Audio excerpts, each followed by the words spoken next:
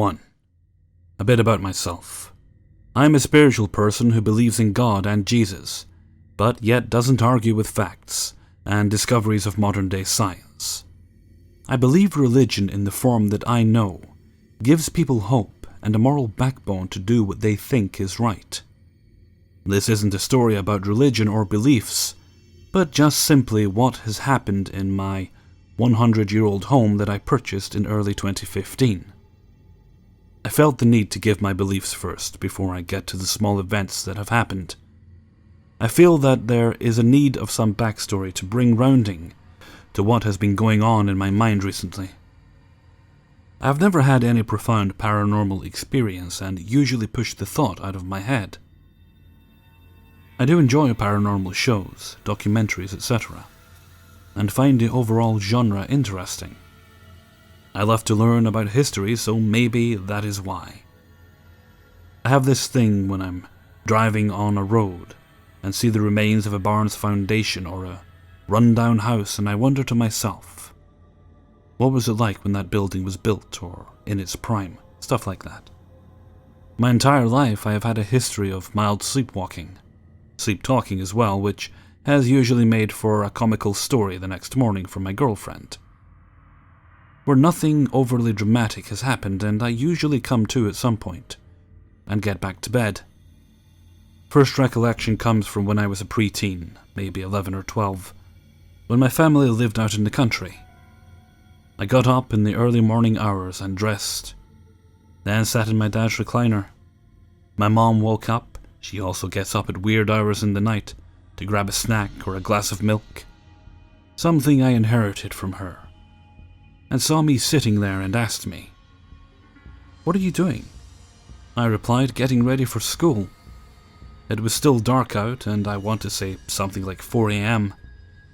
I have no memory of getting up and getting dressed, or why I, in my mind, felt that it was time to get ready for school. Back to present-ish day. Recently, I had moved my bed from the upstairs loft down to the spare bedroom because there is no controlled air that is up in the loft, and it gets extremely humid and hot up there in the summertime.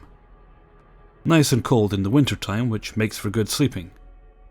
I woke up during the night and must have climbed over the baby gate. No kids, just dogs that basically control the house, and we do not want them to go up there. And walked upstairs. I woke up at some point in time, rocking back and forth at the top of the stairs and wondering to my daisy self why I was up there. I simply walked back down and got into bed with my girlfriend and discussed it the next morning. I just told her that I sleepwalk from time to time, and that it usually comes when I'm overtired. I'm going to try and organize this with pairings of events. Since I have bought the house, nothing has drastically changed with my mindset or anything that has made me alarmed. I was dating a girl for 4 years. We moved in together after 1 year and then got engaged in the winter of 2014. I bought the house, which resides on a double lot in a small city, 36,000 maybe, where it is far enough away from the crime or bad parts of the city, but still busy enough to make me dream about living back in a rural area. It is not ideal for me, but the house was in my price range, and the then fiancé loved it and told me she felt safe there. It has a detached garage, a limestone carriage house, as well as a third outbuilding that I currently use for nonsense storage. It is surrounded by trees, which isn't uncommon for the area, as many of the houses are older and the vegetation is very well developed. Notice I said the then fiancé. While a week before our big day, she tells me that she doesn't love me the way she should and briskly packs a bag and moves into a family friend's house, leaving all of her possessions in my house, of which basically furnished the entire place. So once she finally got everything out, the house was rather bare, but that has since changed. Skipping over a very dark time in my life, where I channeled my depression and anger into a DIY project on my property. Because that isn't what the story is about. I want to tell about an odd event that happened one night during this time for me. I was upstairs cleaning the carpet that was filthy from dog hair and wearing shoes in the house constantly, mumbling to myself that I need to rip the carpet up and remodel this loft. I've never had the intentions of staying long in the house, but it desperately needs visual updating, and I need to up the resale value. I had music going downstairs that wasn't too loud, but loud enough so that I could still feel the nostalgic effect of power emo pop punk from the mid to late 2000s. I hear a crash come from downstairs somewhere. Both dogs are upstairs because they usually follow me around and help with chores or whatever I am doing. So I walk downstairs and into the living room, where the only light is that flooding in from the kitchen. I see an old antique camera that my ex had, sitting in a little cubby on the TV stand. It was laying face down some short distance from where it was supposed to be. It has never fallen before, although it would sit leaning forward ever so slightly, due to the nature of the casing, I guess. I walked over to it, picked it up, and noticed that if it were to just have fallen right now, it would have probably fell face down and stayed there. But it could not have fallen and landed the distance it was away from where I picked it up. I would say it was about 24 to 30 inches from the TV stand, and was up off the ground about the same distance, and pushed back as to not be on the edge of the cubby. I smiled, and felt that it might have been my late grandpa who I was very close with, just letting me know that he was with me. He loved taking pictures of his grandkids and would only use the throwaway cameras. The camera that had fallen was the only camera, save my phone, in the house, so that is a reason for me thinking that. After telling Grandpa that I loved him, I went back to what I was doing and, eventually, called it a night sometime after that. Before that happened, one event is somewhat unexplainable and the other is explained to me. Let's start with the one that can be explained. Last year, the then fiancé and I were laying in bed and drifting off to sleep. Probably had Netflix going, and we hear a very loud and snappy crash from downstairs. I, of course, get up and go down to investigate, only to find that the plastic cover from one of the god-awful fluorescent lights in the kitchen, I said I need to update the house, had fallen from the fixture to the floor and broken into several pieces. This particular cover had a hole in the corner of it when we moved in, and I figured, well, it just finally gave in. I thought nothing of it at the time. Not entirely sure when the next event that I am about to tell happened, but it was around the same time as the light cover. The then fiancé and I were downstairs in the living room, relaxing and watching some TV. One of our dogs, about 60 pounds, was downstairs with us, and the other was upstairs in the loft bedroom. He weighs in just north of 100 pounds. All of a sudden, we hear a very loud and thunderous bang. Naturally, I think that my mastiff Mix fell off the bed or something. I go up to check on him, only to find him spread out on the floor in his normal, relaxing position. But there was a dresser laying face down on the floor. This dresser was chock full of clothes, and it is in old style, so it had some weight to it. It was well placed under two small windows that were always left open during warmer months. But it was not windy out, and no physical way for the wind to blow the dresser over. The dresser didn't reach past the bottom of the windowsill, and was up tight against the wall. I'm not the strongest man in the world, but athletic, and I've been playing rugby for the past 6 years, so naturally, I spend a fair amount of time in the gym, nothing too crazy. I was able to lift the dresser back up with no staggering effort, but like I said, the dresser had some weight to it. I went downstairs and explained what I found. We both kind of sat there for a bit and moved on with our night. A few days later, I was outside in the yard doing yard work and my neighbor comes over like he usually does when I am on that side of the house. I don't mind my neighbors, but I don't go out of my way to make conversation because small talk makes me uncomfortable, and I like to keep to myself. Neighbors on both sides usually engage me in conversation whenever they see me, which usually gets me out of the mood of doing yard work. Anyway, after the small talk, I ask him if he knows any of the history of my house, or any stories.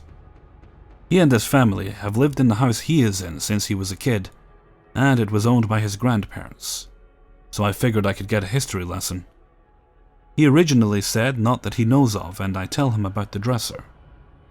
The next day I was outside again, and he walks over and then tells me that he thought about it and remembers his mom telling him a story about the house, but doesn't remember the details and would ask her about it.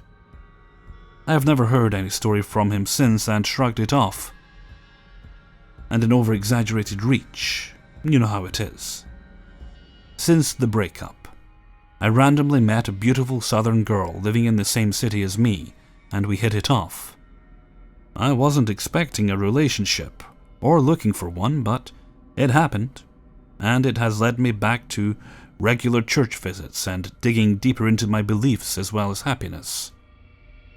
She loves Halloween, the decorating, the time of year, the trick-or-treaters. I, myself, am not a big fan of decorating for holidays. I had a frustrating and bad experience with Christmas lights once. I think any male can relate to, or at least understand where I'm coming from. Or tending to trick-or-treaters. No real reason for the latter. Despite her love for the holiday, she is not in any way, shape, or form a fan of horror movies or spooky stuff. I'm with her on that, but I do, however, enjoy the adrenaline rush from suspenseful movies and TV shows. Over the last 2 weeks, we have come home from work and activated our routine of cooking dinner and whatnot. One day I came home to her cooking dinner, and after I fight my way through the dogs, who greet everyone at the back door, I noticed a small little chandelier, about 10 inches in diameter, wasn't hanging above the L cut out of the counter. She saw me looking and said, "I came home and that was on the ground."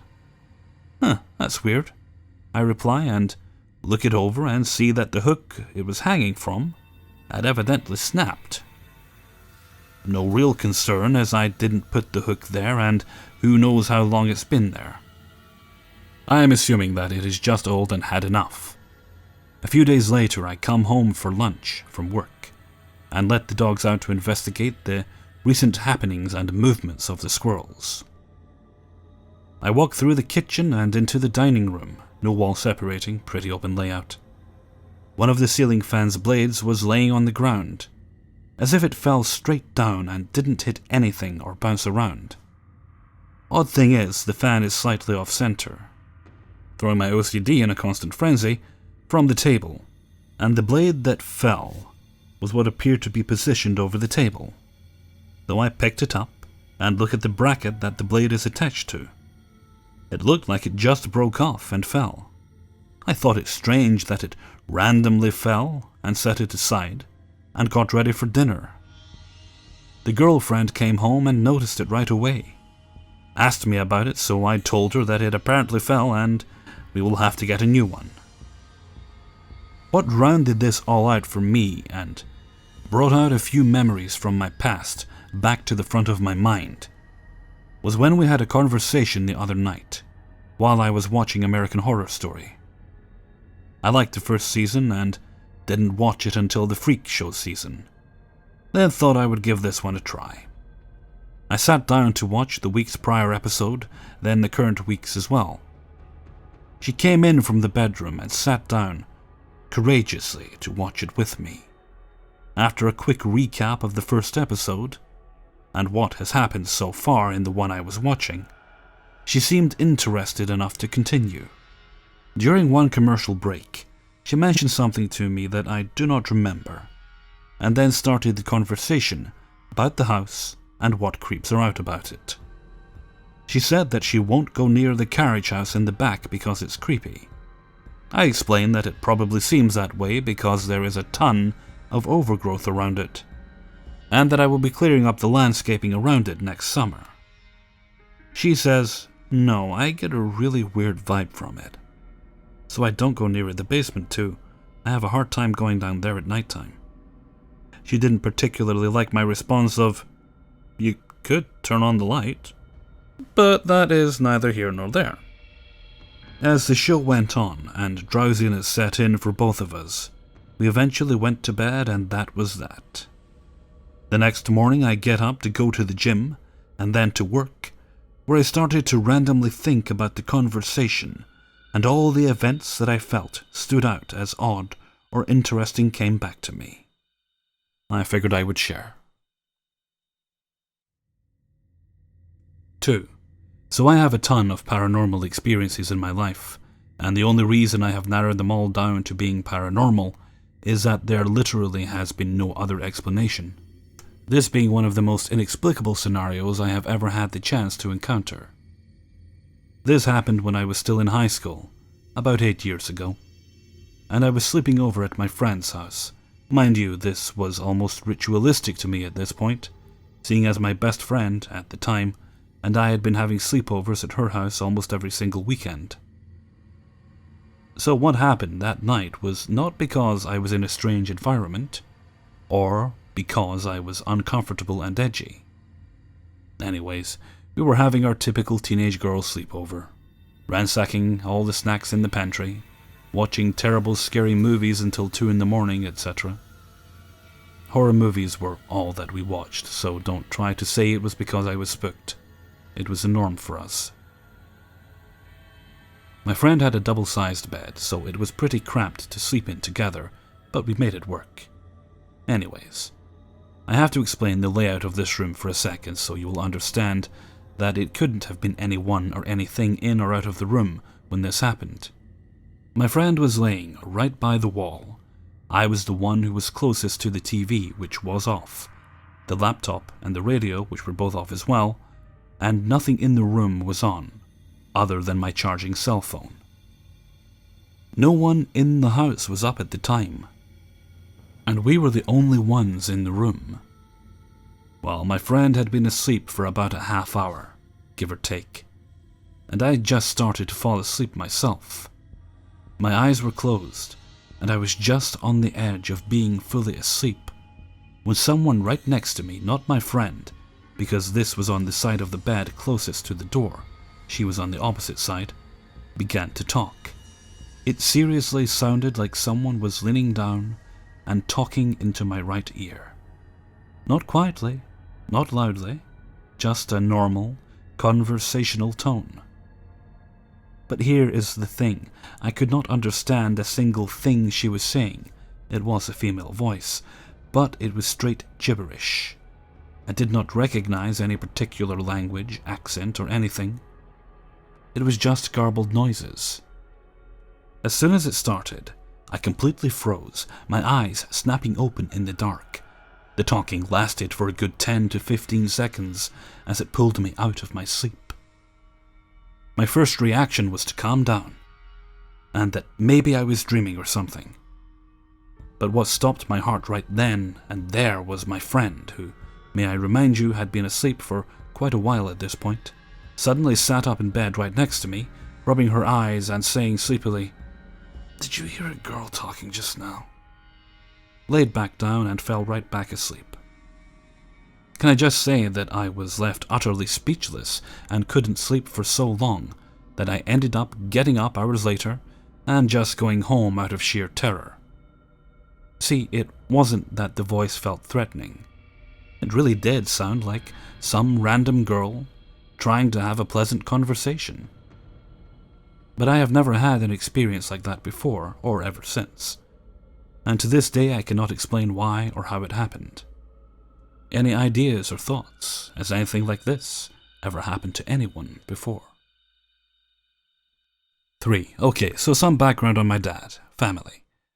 My dad is into things like aliens, cryptids, ancient texts, biblical theories, and stuff like that, but they're just interests, and he also reads, like, a lot.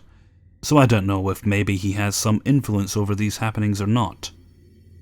He's had a few weird experiences, like once an owl, lechuza, which is supposedly a witch, was crying his name. My mom even confirmed, and it creeped her the fuck out. He ran outside in his underwear and started cursing at it, which is what people are supposed to do in that situation. Curse at it, not run around half naked. It's a Hispanic-Mexican superstition I've heard about from elders and at family gatherings. He also had another lechuza experience when, oddly, he was in the restroom, and the window was open and he heard a baby crying and some whispering through the window. But it was really dark, so he couldn't see exactly what it was that was crying and whispering. They say that the lechuza makes those sounds to lure people to go outside so it can attack them, instead of going outside to check on it. And, like the dad I know and love, he told it to fuck off. I'm taking a shit right now. I kind of envy his bravery, bliss, because I honestly would be scared and revert to a fetal position if I heard anything like that. Also, the only reason he didn't go out to make sure it wasn't a real child was the whispering he heard along with the cries. He said the cries sounded weird, and accompanied with the whispering, he knew something was amiss. Another night my dad was on his bed looking up some Sumerian texts and comparing them with other texts, when all of a sudden he feels a sharp pain in his thigh, so naturally he screams. My mother, who is a realist, was sitting right next to him, so she saw the whole thing go down. He said that after the first bite, he felt another bite right after, and that it felt like something was gnawing on his leg and trying to rip his leg off. He then said that he started saying a protection prayer, from what I forget, but that it was supposed to ward off evil. He said after focusing all of his energy on the prayer that the gnawing went away, but he could still feel an evil presence. My mother, who is usually what I like to call the realist, party pooper, said that the look on his face and the way he was in pain was too real. So fast forward a few days later, my dad got these shofar horns, and they're said to ward off evil. After he brought them into the house, he and my mom said that they felt like an evil weight had been lifted. Another weird experience he's had was a dream, but he was awake in the dream and there were dark hooded figures standing around him, chanting some odd chant, and they told him he was going to live in a constant loop between life and death. I'm seriously getting spooked writing it. I know this sounds like a lot of loopy happenings, but he has no reason to lie or fake experiences, and I assure you he is of stable mind. He's also fallen out of numerous windows at work, fallen off a roof, and almost split his skull. His appendix came within minutes of bursting, was almost decapitated, had his brakes mysteriously go out so many damn times I lost count, and other stuff that I probably am forgetting to include right now. He either has something protecting him, or something after him. Both are really creepy now that I've actually written some of his experiences down. When I really think about it, I start to feel bad for him because, damn, this poor man can't catch a break. Just thought I'd share some weird stuff that gives me, realist, non-superstitious, some chills when I really think about it. 4. So this was a long time ago. I was around 9 or 10 years old when this happened. During the long school summer holidays, I was allowed to stay a week or two at a horse riding camp. Just like every summer. You know, everyone gets a horse to look for while being there. And there were rooms with bunk beds and closets, 4 to 8 girls per room. I was lucky to be assigned to one of the smaller rooms, and the 4 of us became friends really fast. Though 2 of them were already 12 and 14 years old. This one night I randomly wake up and lay there for a while when I saw some flashlight or lightning from the freaking closet opposite my bed. The closet was ajar, and coming from the inside through the gap, there was this bright light. Just like a camera flash, not even a second of light. Twice. I nearly wet my bed because this was so creepy, and I was absolutely awake, not halfway asleep, imagining some weird stuff going on. The next day, one of the girls opened the closet and takes her camera out. I was kind of relieved that it was actually a camera flashing in there the past night. However, we couldn't find any reason why it would randomly take photos at night while being turned off. I'm still wondering to this day if it actually took photos from within the closet, and if the girl was as creeped out as me when she finally developed the film after the holiday, and found those pictures were taken from the inside. Today I still really want to think of this as a malfunction. The camera had a rough time on the horse camp, being taken to rides, the lake, and it surely had been dropped once or twice. But this wasn't the only weird thing happening this holiday with the girls in this very horse camp bedroom. Summer meant really hot days and colder nights when I was little. There were a lot of thunderstorms almost every night. We all watched the lightnings come down with the girls from the neighboring room. The lightnings weren't just white or bluish, but green and purple, which scared us a little. Then the older girls began asking weird questions to the sky, waiting for the answers yes or no by the lightning's colors. I can't remember which color meant which answer or everything they asked, but they wanted to know if somebody or something was coming to visit tonight, and the answer was yes.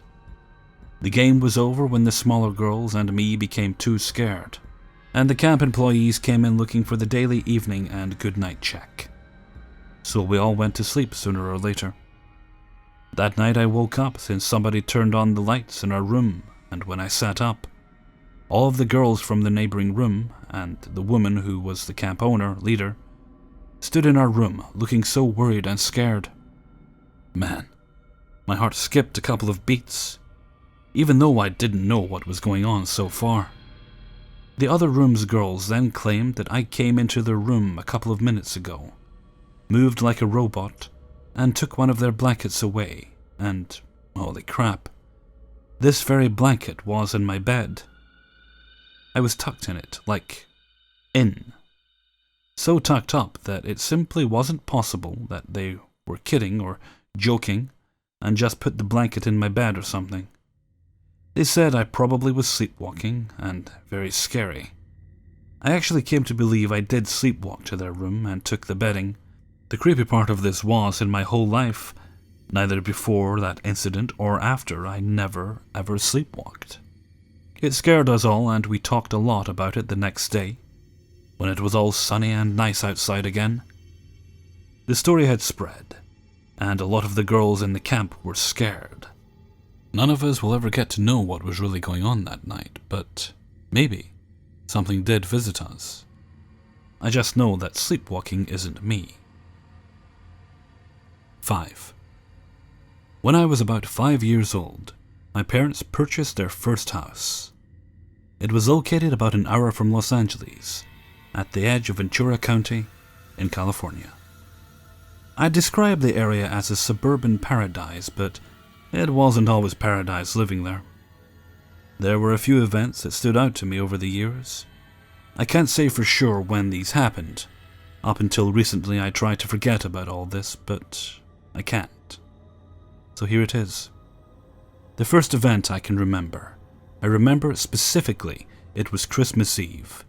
I was at an age where there was still a magical feeling about the holiday. So I'd say between 6 to 8 years old. I remember waking up in the middle of the night feeling very excited. I knew I couldn't open the presents under the tree yet, so I meant to just go and have a look at what was to come. I remember getting out of bed and looking down the hallway that led to the living room where the tree was located. You couldn't see the tree from the hallway. It was more to the left than I could see from there, but you could see where the dining room table is. And in one of the chairs, there was a dark figure. I remember it was very tall. I couldn't make out any features, really. It was oddly human-shaped, but I couldn't make out legs or arms. just what appeared to be a head, and 4 red, glowing eyes. From years of trying to block this memory, I can't remember if it was 4 eyes on one head, or 2 separate heads with 2 eyes on each. But I remember there being 4 eyes, seemingly looking directly at me. When I saw this, I darted directly into my parents' room across the hall and woke them. I explained what I saw quietly, as I didn't want the entity to hear me. But my parents, half asleep, assured me it was a dream. I knew this wasn't true, and that they weren't going to do anything. So I got on the ground and started crawling back to my room. I remember pausing in the hallway and looking back where the figure stood, and there was nothing. It was gone. I didn't dare go investigate further, and I never saw this since. Throughout the years, not much happened. Sometimes it sounded like someone called your name, but when you asked everyone else in the house, they said they didn't do it. It seemed to happen often, and mostly to my mom. I never thought much of it. That was about it for years and years. Later I learned that my father had an experience. He said he woke up in the night for a glass of water, and started out in the hallway, and witnessed a see-through figure. He simply said it was a large figure that you could see through like a mist. He said he shrugged it off as a dream, later, but in the moment it freaked him out. Years later, actually about 2 years ago, the activity definitely escalated. At the time I had adopted a new hobby, and would work at it in the garage late at night. Every time I worked in there, I felt like something was watching me. I was constantly looking over my shoulder. I never actually saw or heard anything, but somehow I really felt like something was there. The house creaked a lot. It always had, but it seemed to be doing it way more than normal at the time. It only added to my paranoia. Oftentimes I'd see shadows in my peripheral vision, especially looking down the hallway at night. I remember one time I was sitting on the couch in the living room, laying down looking at my phone, and I saw a shadow in the shape of a hand reaching toward me through the corner of my eye. And when I looked directly at it, it slowly slithered away. It seemed so surreal that I didn't even know what to think or how to react. I just kind of sat there stunned. I couldn't stop thinking about the possibility of an entity being in the house. It consumed me. As things got worse one night, I was looking down at the trash in a wastebasket in the bathroom, and it was moving in an odd fashion. When I noticed this, I went straight to bed to sleep, but when I got there I heard a heavy breathing right next to me. I shut my eyes tight, didn't dare open them. I felt frozen in fear. This lasted for about a full minute. When I opened my eyes and looked, nothing was there. Things seemed to fall all the time with no explanation. I would say a few months of this fear went by without taking action. One of my friends had mentioned in the past that he heard strange noises at night. He then soon became really religious and never spoke of it again. I asked him what happened, and he said Jesus made it better. I decided I'd join the church and get help with my problem. I spoke to a pastor about what was going on, and he instructed me on blessing the house with anointed oil. He blessed some oil and gave me a prayer, and I went to work. I was instructed to say the prayer over the house, and go all over the windows and doors with the oil while praying. At first, this didn't seem to work. I was told it may take a few times. I would bless the house once a week at first, but things seemingly got worse. I was instructed to say, "In the name of Jesus, leave this place," every time I thought something was going on. One time I saw a strange light dancing around in the living room. At first, looked for a reasonable explanation. Passing cars? No, couldn't be, it was too constant. So I said it. "Begone in the name of Jesus." and it stopped. But in that exact moment, I heard a noise like something fell. I shrugged it off. The next day, we found out the fridge's water filtration system broke and was leaking everywhere. Soon after, I heard a scratching noise in the wall, and I was overcome with fear. So I said it again, "Begone in the name of Jesus." And again it immediately stopped. The next day we found out the bathroom lights no longer worked as well as the hallway lights. Later we had an electrician test it, and they said a line must have been cut for that part. Must have been a rat. I thought that was odd. Then my dreams started being affected. One night I had a dream that the devil was speaking to me through a hole in the ground in the ruins where my house once stood. He was trying to convince me to stop following Jesus. And oddly enough, my dream self was being convinced. Sometimes I'd be awakened to animal noises. It usually sounded like a growling dog. I had a cat in the house, but he never made a sound like that. And it sounded close by, as if in the other room, not outside.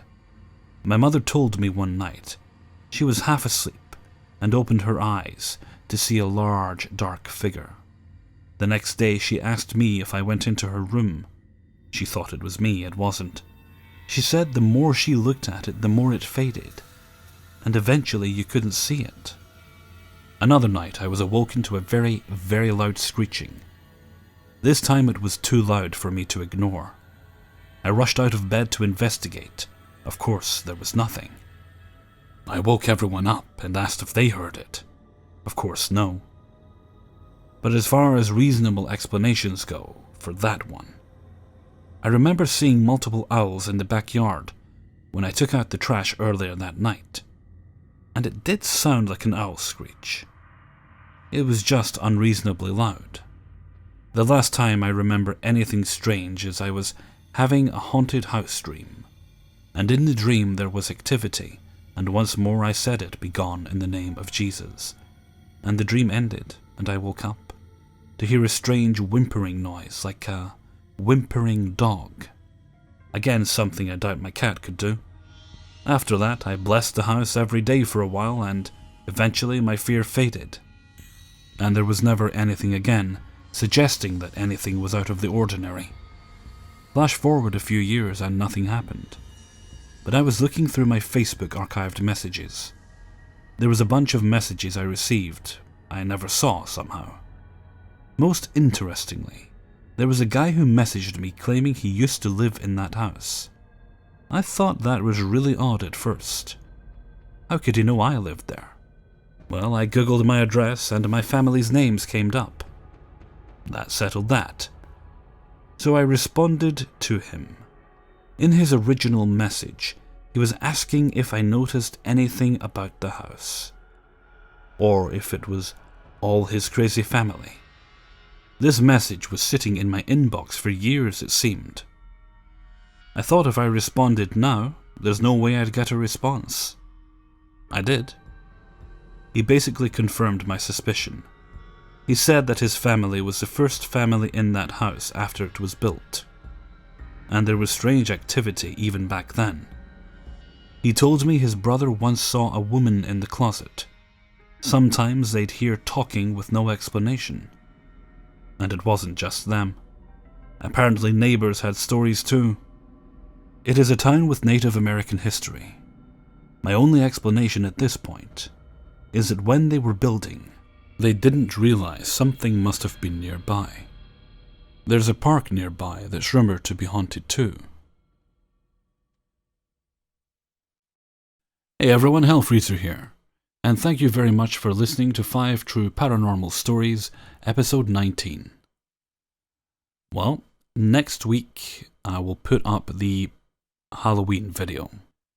I appreciate all your feedback, and it looks like it's probably definitely going to go up on the Friday. That gives it a few days before Halloween to gather some steam anyway. Bear in mind it is going to be longer than a usual video, so you may not want to listen to it in one sitting. Not sure exactly how long it's going to be at this point, but definitely longer than a usual paranormal video. At least twice as long. Probably more. We'll see. I'm still actually sourcing stories from it, and I've got quite a few as is. and I've got a bunch of emails I haven't checked on my Reddit account yet, so hopefully there'll be some more stories in there. So I hope you all enjoy that when it goes up. Well, I don't know what it's like in the US, but here in the UK, you can guarantee that before November every year, as soon as the fireworks go on sale, certain people will buy them, and obviously they will then let them off at any given opportunity. And this goes on for about a month before, and well, pretty much from then on till after New Year. Which is fine if you like fireworks, not so much if you don't want to be annoyed by the constant noise. Even more annoying if you're trying to record, if you're trying to make sure you can get daily YouTube videos up and some numbskulls letting off fireworks because they like loud bangs and the pretty colours. Anyway, I don't know if it's the same elsewhere in the world.